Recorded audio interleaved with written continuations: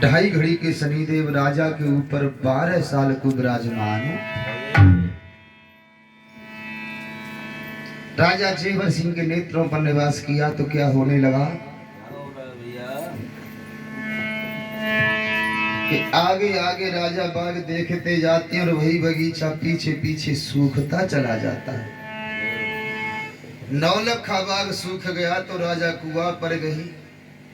कुआं में झुक कर के देखने लगे तो कुआं की अधवरते नार भटकी, पानी जहर है। आओ तो राजा मंदिर में गए तो राजा के देखने से भगवान भोलेनाथ की जो शिवलिंग थी वो पाताल को चली गई।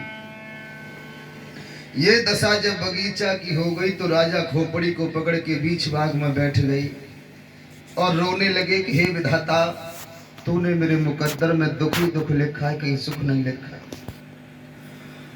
तो रानी बाछल ने कहा, महाराज क्यों रो रहे इस बगीचा के लिए?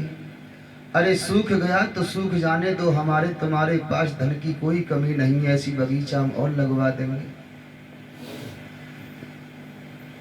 राजा बोले, रानी इस बात को मैं भी जानता हूँ, मैं बच्चा नहीं हूँ, मैं एक राजा हूँ। ऐसे एक क्या मैं 4 बाग लगवा दूं, लेकिन मैं बगीचा के लिए नहीं रो रहा हूँ, रो रहा हूँ अपने कर्म के लिए कि विधाता ने मेरे कर्म में क्या लिखा है। मैया बोली, महाराज कर्म की नहीं, ये समय की बात है। समय समय की बात समय को परखे ज्ञानी, समय पे निकले धूप समय पे बरसे। भैया समय बड़ी बलवान, भीलन लूटी गोपिका तो वही अर्जुन वही।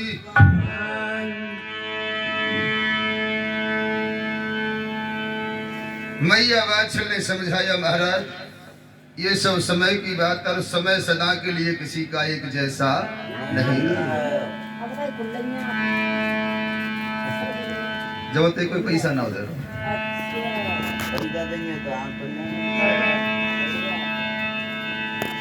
और फिर जल्दी जगा दो। चालू करो प्रोग्राम, चालू करो प्रोग्राम। 11 बजे आएगा, 12 बजे आए तो ना यार। अरे तो जरूरत की सोए थोड़ी नहीं, चाय और भिंडी की चल कर लियो, सोरे हो तो जाएगा।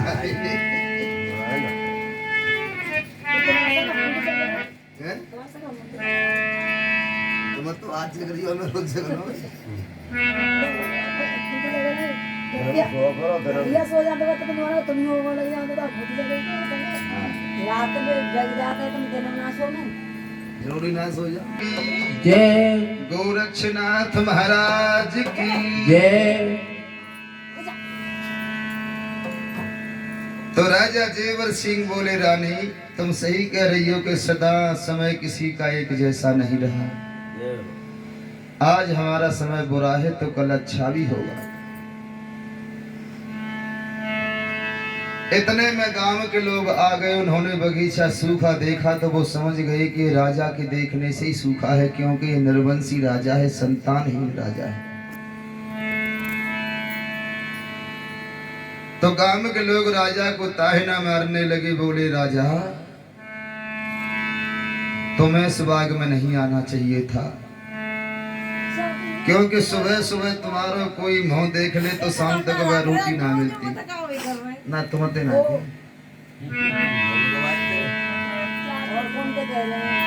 जेवर सिंह की बात है कि पहलो दोस्त तो जी लगो तेरी रानी रह गई बाझ,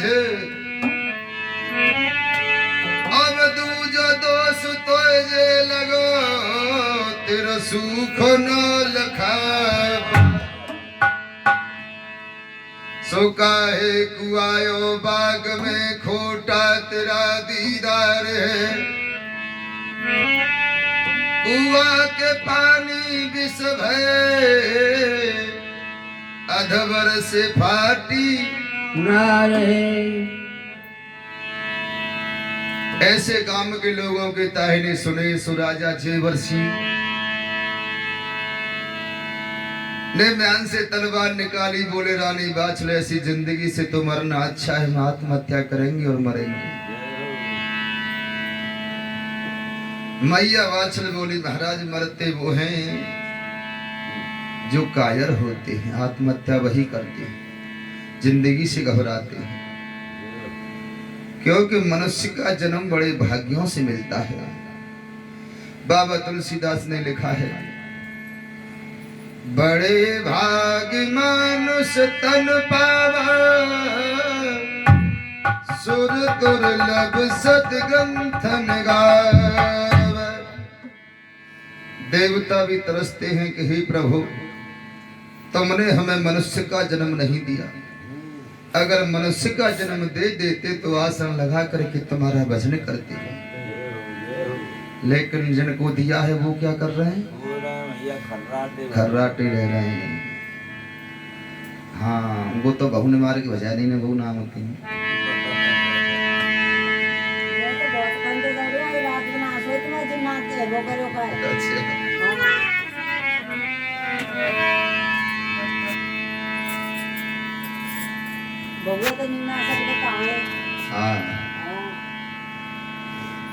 जेवर सिंह कह रहे रानी बाछल आपने बिल्कुल सही कहा, हमारी आंखें खोल दी। अब हम मरेंगे नहीं, क्योंकि मरना किसी समस्या का समाधान नहीं होता। अब हम तपस्या करने जंगल को जाएंगे सन्यास लेकर के। रानी बोली महाराज बड़ी अच्छी बात है भगवान का भजन करना, और तुम्हारे पिताजी भी करते हैं, वो महलों में रह करके करते हैं, तो आप भी महलों में रह करके कर लो। राजा बोले रानी मैं महलों में रह करके भजन करूंगा तो ये प्रजा मुझे रोज ताहिने मारेगी और मेरा भजन में मन नहीं लगेगा। कि मन लागो मेरी रानी फकीरी में, मन लागो मेरी रानी, हो फकीरी में मन लागो मेरी रानी, फकीरी में मन लागो मेरी रानी। जो सुख पायो राम भजन में, जो सुख पायो राम भजन में, जो सुख पायो राम भजन में, वो सुख नाई अमीरी में, हो वो सुख नाए अमीरी में, वो सुख नाए अमीरी में, मन लागो मेरी रानी, फकीरी में मन लागो मेरी रानी।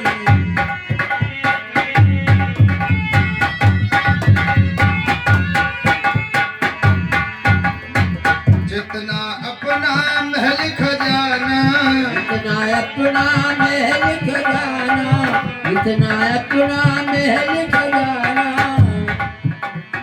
छोड़ इसे है एक दिन जाना, छोड़ इसे है एक दिन जाना, छोड़ इसे है एक दिन जाना। क्या रखा है झंगीरी में, ओ क्या रखा है जमीनी में, मन लागो मेरी रानी, फकीरी में मन लागो मेरी रानी।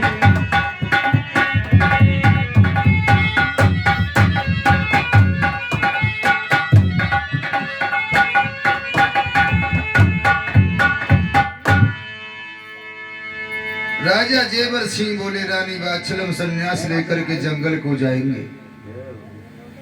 मैया बोली एक बात पूछूं? हाँ। जंगल में जाने से क्या परमात्मा मिल जाते हैं? राजा बोले नहीं। फिर क्यों जाते हैं जंगल में?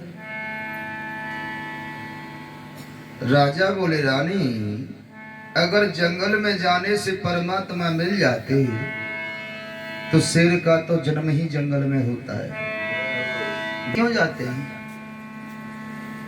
राजा बोले चार्जर मूर्ति में परमात्मा नहीं होते। कहते हैं कि मूर्ति में परमात्मा होते तो कुत्ता का क्यों चटते? बात सत्य है, परमात्मा नहीं होती मूर्ति में। फिर ये जल चढ़ाना मूर्ति पर, भजन कर, आरती करना, माला लेके भजन करना, रामायण का पाठ करना, उपवास रखना, क्या है ये? परमात्मा मिल जाते इससे? राजा बोले नहीं मिलते रानी, ये परमात्मा के प्रति मन लगाने के साधन हैं। दुनिया से मन हटे और भगवान के चरणों में मन लगे, क्योंकि गीता में कहा है मनेव मनुष्याणाम कारणम बंध मोक्ष, मुक्ति और बंधन का कारण जो है वो मन ही है। जब तक मन भगवान के चरणों में नहीं लगेगा तब तक कल्याण होने वाला नहीं। और इसकी गति इतनी तीव्र, ज्यादा तेज चलने वाली दुनिया में दूसरी वस्तु नहीं है। मन बहुत चंचल गति से चलता है, बहुत तीव्र गति से। एक सेकंड में यहाँ तो एक सेकंड में वहां। और इतनी तेज चलने वाली वस्तु को रोकने के लिए कुछ तो कुछ साधन होना चाहिए। ये साधन बनाए हैं, धीरे धीरे धीरे धीरे अभ्यास के द्वारा, ये साधनों के द्वारा ऐसा होता चला जाएगा कि दुनिया से मन हटता जाएगा और परमात्मा में मन लग जाएगा। क्योंकि बाबा तुलसीदास ने लिखा है साधन धाम मोक्ष करि द्वारा, पाहे न जेहि परलोक सवार। जिसने मनुष्य का जन्म लेकर के कोई साधन नहीं बनाया, समझ लो पशु के समान है। जय हो। तो साधन तो छोटा बड़ा कोई न कोई जरूर होना चाहिए, नित्य नियम होना चाहिए।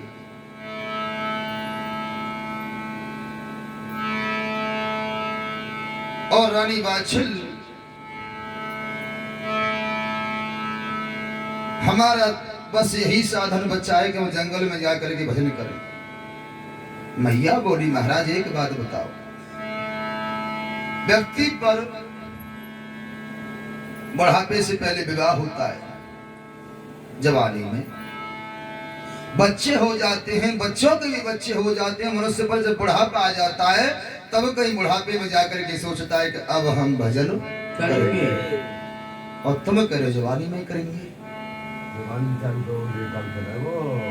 राजा बोले रानी भजन की कोई उम्र नहीं होती, भजन करने की कोई उम्र नहीं होती। अगर भजन करने की उम्र होती तो बताओ भक्त प्रहलाद की क्या उम्र थी, भक्त ध्रुव की क्या उम्र थी। और ये निश्चित है कि जो बचपन में भक्ति का फल मिलता है वो जवानी में नहीं मिलता, और जो जवानी मिल जाता है वो बुढ़ापे में नहीं मिल सकता है। बड़े बड़े ऋषि मुनि हजारों वर्ष तपस्या करके चले गए, नहीं मिले परमात्मा, लेकिन ध्रुव ने और प्रहलाद ने 6-6 महीना प्राप्त कर लिया, क्योंकि बचपन में भक्ति का फल बहुत शीघ्र मिलता है। लेकिन आजकल हमारा तुम्हारा बालक कोई अगर रामायण पढ़ लिख रहे सुबह सुबह नहा धो के तो पढ़े से देख सकता है, देख लो भगत जी है। अगर कोई सही रास्ता अपनाए ना तो दुनिया वाले जलते हैं, हंसी उड़ाते हैं, मजाक बनाते हैं उसको। और बात सत्य है कि जब तक होए न संत की हासी और तब तक भगति होती नहीं।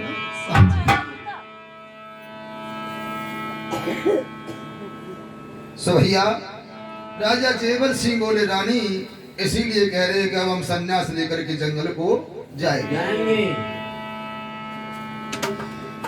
अगर हमने अभी से भजन नहीं किया तो हमारा मन हमारे हाथ से निकल जाएगा और बिना भजन के हमें नरक में जाना होगा। रानी बोली क्यों महाराज, नरक में क्यों? राजा बोले पहला कारण है, विद्वानों ने कहा, बाबा तुलसीदास ने भी लिखा है, जासुराज नृप प्रजा दुखारी सो नृप अवश्य नरक अधिकारी। जिस राजा के राज्य में प्रजा दुखी होती है वो राजा अवश्य ही नरक का अधिकारी होता है। और दूसरा कारण सुनो रानी बाजी,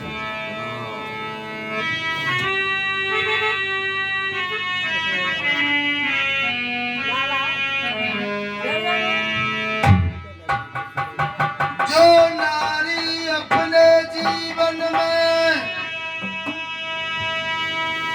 संतान जन्म नहीं पाती है वो खुद तो नरक में जाती है, संग पति को भी ले जाती है। वो खुद तो नरक में जाती है, पति को भी संग ले जाती है।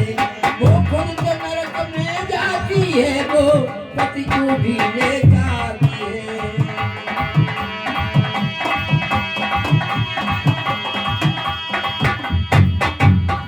जवानी, बुढ़ापा और बचपन का रहस्य बता दो रानी तुम्हें पहले तो।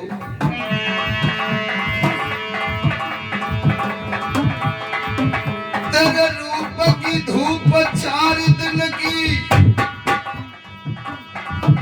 फिर रात अंधेरी आएगी। जैसी तेरा बचपन चला गया ऐसे ही जवानी जाएगी।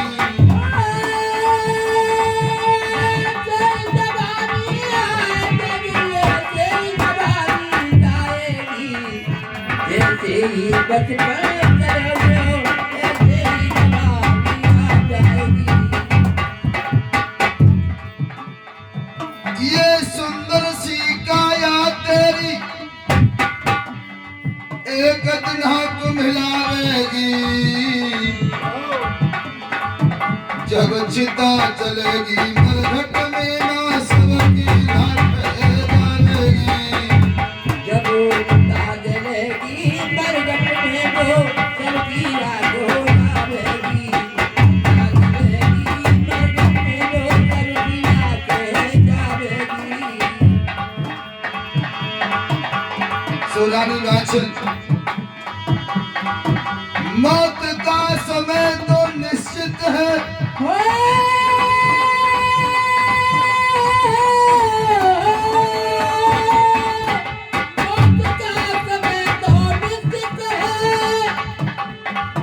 वो उसी समय पर आएगी।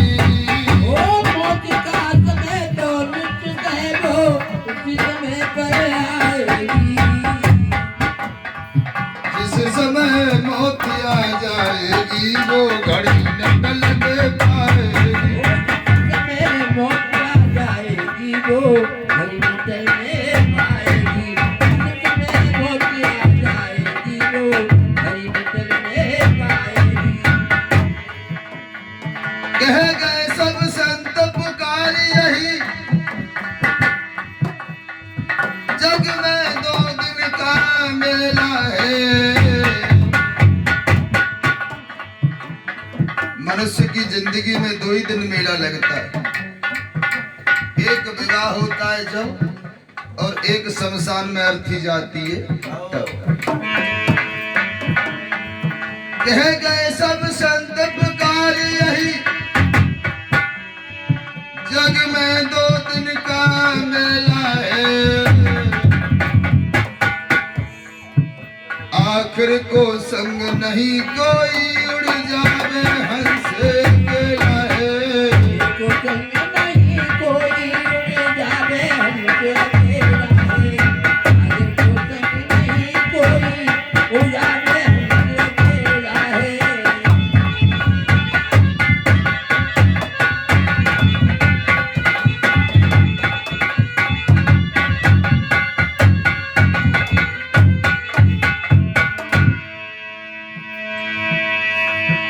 सो जल्दी सोच समझ ले रे, जा छोटी सी जिंदगानी में।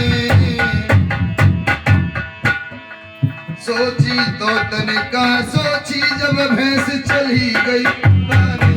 ओ छोटी तो तनिका छोटी जब भैंस चली गई पानी में। छोटी तो तनिका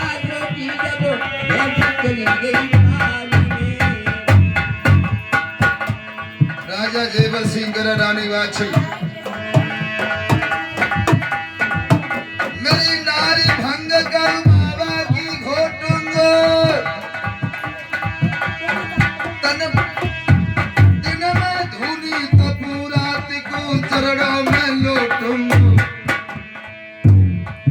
तो अपना काम बनाना हो तो जामन बैरागी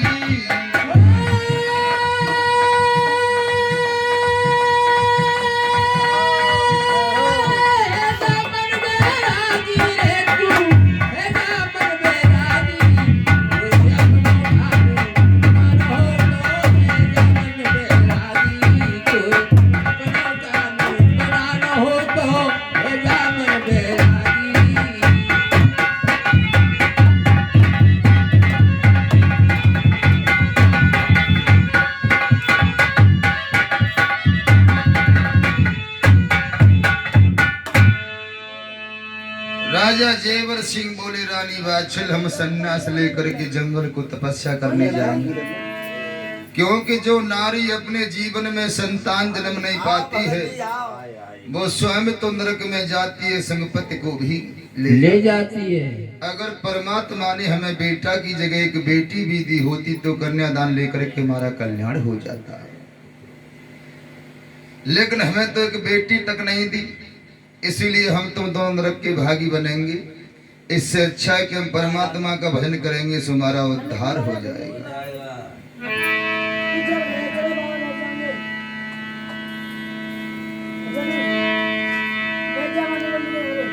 मैया वैचल बोली महाराज तुम्हारा तो उद्धार भिन्न करने से हो जाएगा लेकिन मेरा तो तुम्हारी सेवा से ही होगा सो ऐसा करो ना माने तो मऊ अपने संग ले चलो जैसे वन को जाते समय भगवान राम से मैया सीता ने कहा था कि भगवान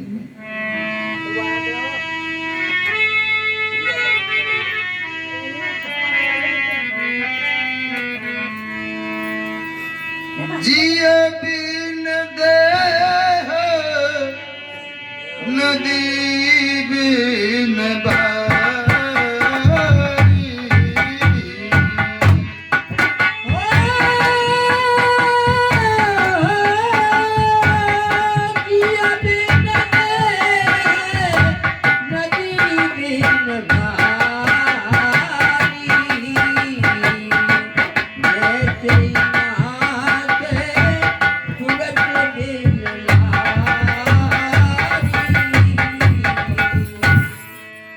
ऐसे मैया वात्सल आज अपने पति से विनती कर रही है कि महाराज अरे पति पूजा पति बिन दूजा नहीं जगत में सार पति नहीं तो पत्नी क्या है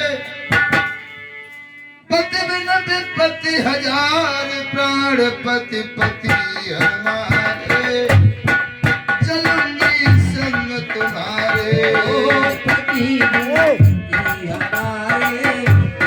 चलूंगी संग तुम्हारे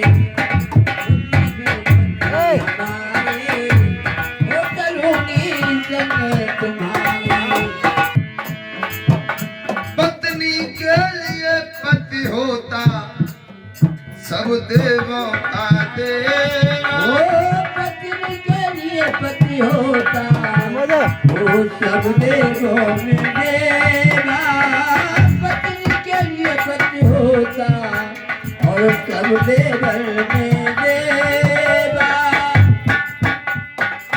तन मन धन से करती जो नारी पति की सेवा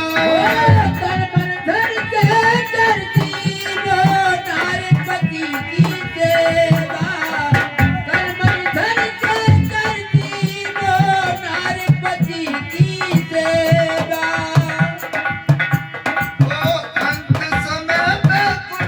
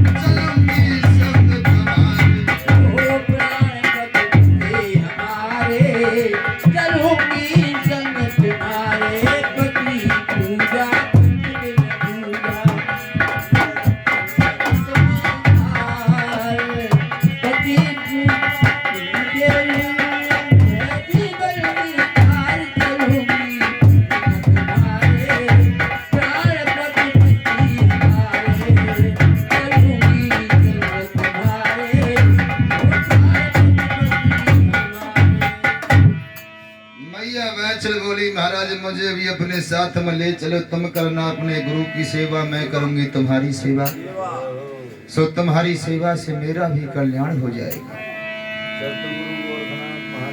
राजा बोले नहीं रानी नहीं, हम तुम्हें साथ नहीं ले जा सकते। क्यों? क्योंकि भजन करने वाले के लिए, साधु सन्यासी ब्रह्मचारी के लिए स्त्री काठ की भी बुरी होती है। और यहाँ तक रही कल्याण की बात, तो बाबा तुलसीदास ने नारी के कल्याण का एक ही धर्म बताया है, यह तज और धर्म नहीं दूजा, सादर सासु ससुर पति पूजा। नारी के लिए सास ससुर और पति की सेवा को छोड़कर और कोई कल्याण का रास्ता नहीं।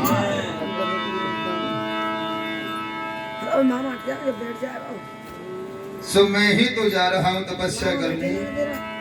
अभी महलों में तुम्हारे सास ससुर मौजूद हैं, तुम उनकी सेवा करना। उनकी सेवा करने से मेरी आज्ञा का पालन होगा, तुम्हारा कल्याण हो जाएगा। बाछिल मुझको करना क्षमा, ले जा न सकूंगा संग में, इधर भी देखो प्रेम की ज्वाला भवकती अंग में, मर्याद के अंदर रहो पुष्प यूं खिल जाएंगे, चिंता न कर मेरी प्राण प्रिय, हम फिर कभी मिल जाएंगे।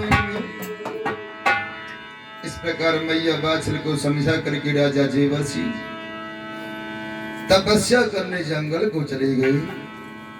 और मैया बाछल जब महलों में अकेली रह गई तो राजा के लिए रात दिन दुखी होकर रोने लगी। मैया बाछल की सहेलियों ने देखा कि रानी दुखी रहती है, रोती है।